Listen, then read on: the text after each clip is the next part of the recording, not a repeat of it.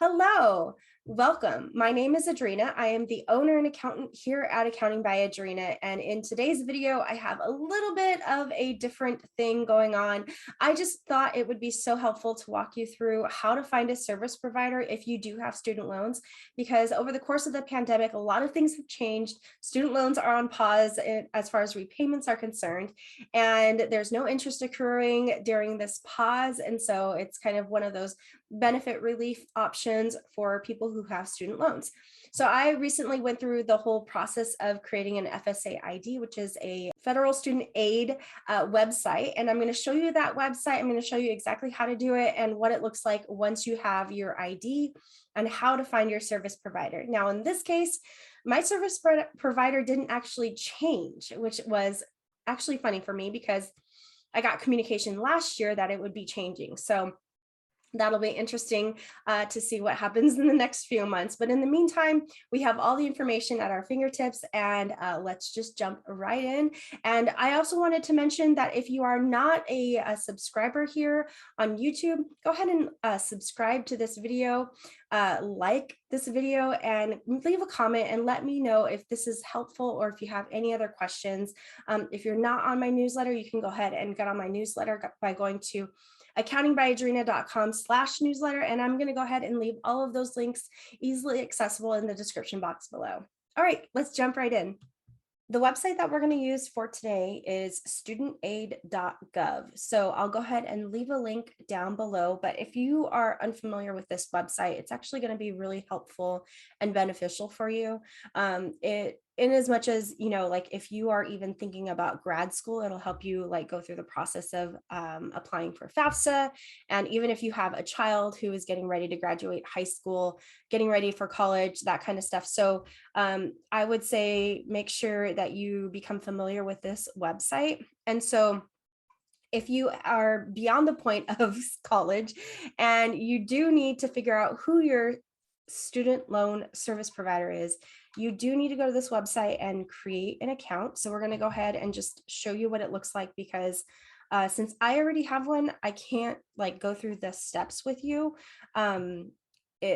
You are only allowed one FSA ID per social security number, and the FSA ID is really just going to get you access to this website and everything that's attached as far as student loans are concerned to your name and your social security number. So this website is hosted by Federal Student Aid, who is a part of the Department of Education. So this is a federal website. Make sure that anything that you're going to as far as federal government is concerned, there is a .gov at the end of the website URL. So before you actually create an account, it shows you kind of like some of the things that you're going to need in order to fill out the account. So basically you just need your social security number and then your phone or email address. And these are the reasons why you would want to create an account. So you would go ahead and click on Get Started. And then you'd go through this whole process. So it's a 7-step process, but it's fairly easy and straightforward, kind of like lots of personal information. And I would just make sure that you set aside some time in order to do this.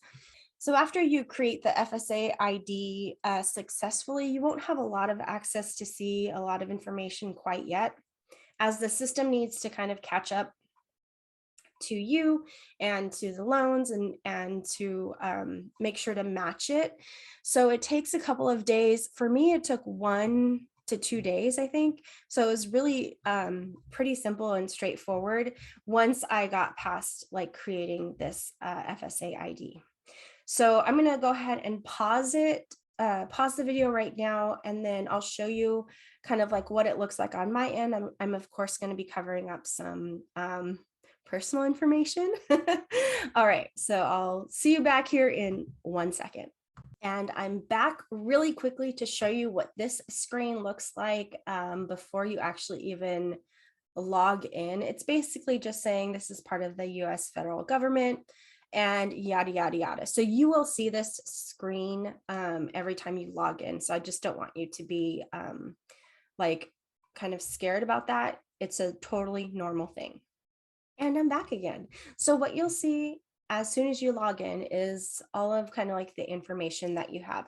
Now, for me, my servicer didn't change. I have two. So I have Nelnet and then American Education Services. And so I thought it was going to change last year to someone else.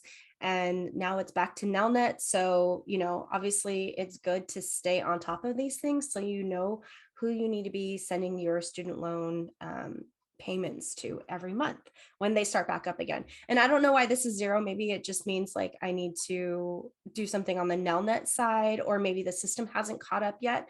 So I will do that on my end. But you'll see like any loans that you have or any grants that you have had when you were going to school. So it kind of consolidates all the information here. You can, of course, click on view details if you wanted to see further information. But as far as like the purposes of like this video, the first thing that you want to do is go over here to where it says your name and then my aid. As soon as you log in and click on your name and then my aid, you want to go ahead and scroll all the way down, and then it'll show all the loans that you have and then the service providers. So I have 4 listed here. These 2 are paid off and then these 2 are in repayment still. So there is another button that you can select where you can show more basically. And it shows you like all of the loans under it, like if they're subsidized, unsubsidized, and any other details that you might need in relation to your student loans. So again, this is really helpful information. I would definitely recommend you becoming familiar with this website. All right, and that's all I have for you today. Go ahead and click on the like button below and make sure to comment and let me know if this was a helpful video for you. If it is helpful, please go ahead and share it with your friends and family who might have student loans and who might also benefit from this information. Thanks, friends, and I'll see you in the next video.